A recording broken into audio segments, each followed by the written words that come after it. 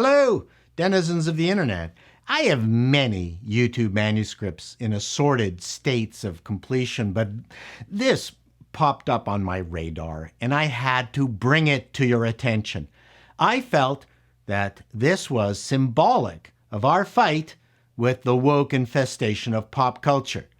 And the point I want to make is the woke are fun suckers. Bear with me. We just had the airshow at our annual Canadian National Exhibition here in Toronto, the Good. We call it the X with an E, not Elon's singular X. And each year, the complainers come out of their darkened brick homes to agonize over the noise of the military airplanes that fly over their houses in the west end of Toronto, one of the more well-heeled, expensive parts of the city. They demand an end to this atrocity, showcasing militarism, ecological waste, and excessive noise. Our wonderful air show has always been a showcase for vintage airplanes like Lancaster bombers, Spitfires, Hurricanes. The Harrier jump jet is always a favorite for decades. This year, we had them Yankee Blue Angels coming up here, providing their aeronautical formation daring do. Usually, it's been our snowbirds who fly C-10-114 Tudor airplanes who always put on a good show, but the FA-18 Super Hornets of the Blue Angels were on another level. The precision at insane speeds, the formations, showing off the capabilities of the Super Hornet, and of course the noise. Damn, those things are loud. They screamed across the sky and flew lower as they turned around to reassemble for another pass than I've ever seen a jet fly by before.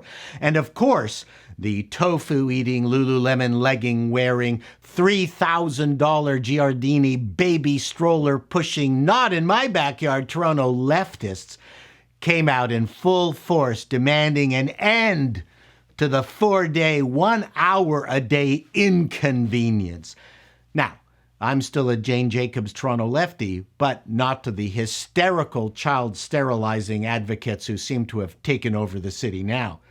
Toronto has always been a compassionate, livable, safe city, but it has been infected by the San Francisco virus, and I hope it has the guts and fortitude to fix things. But getting back to my simile, arguing with the anti-airshow crowd all weekend was perhaps not the best use of my time. But the one thing that shut them all up was my suggestion that rather than hide in their houses, protecting their inherited Royal Dalton figurines and clay rainbows their one child made in Montessori from falling off the shelves, perhaps it would have been better to head out to the lakeshore and watch the glorious noise with your kids. Maybe it will inspire your kids to become engineers. Maybe your girl might want to be a jet pilot. Girls are not going into STEM because they're not being exposed to any of the things that might actually get them interested in STEM. Physics is not about sitting around a classroom doing math. It's observing nature. How does a bumblebee fly? Why is that Super Hornet so damn loud? Yes, remove your child from any situation that makes you uncomfortable and would cause them to ask questions. Amongst all the crimes myself and others have leveled at the woke and what they've done to treasured IPs, the worst crime is that the woke are incurious. Cities have been built, galaxies discovered, because the best of us are curious. Most animals are curious. That's how we learn. The woke in Hollywood are passionate. They are passionate about destroying the past because apparently the stuff we built disgusted them. We know they are incurious because they keep repeating the same mistakes and failing spectacularly. A tapeworm is more curious than these Hollywood wokesters. Star Wars was an homage to Flash Gordon, Buck Rogers, The Hidden Fortress, and George Lucas's insatiable technical curiosity. Now it's an homage to itself. Its handlers are incurious. Yes, Hide your children. Don't let them learn anything you disapprove of.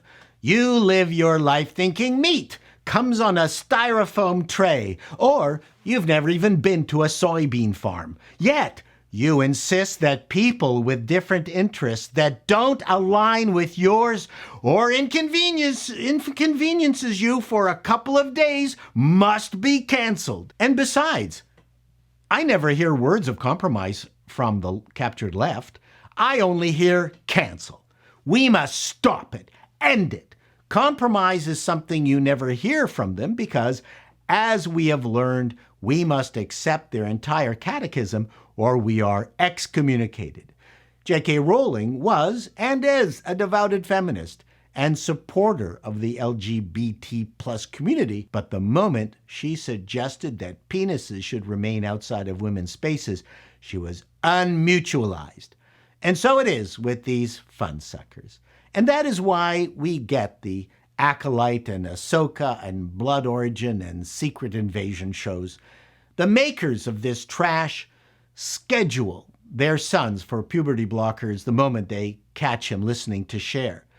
They have never taken their daughters to an air show or a demolition derby to enjoy the cacophony of mufflerless engines and the crashing of metal because you are fun suckers and you don't want anyone else to have any fun. Till next time, denizens, be seeing you.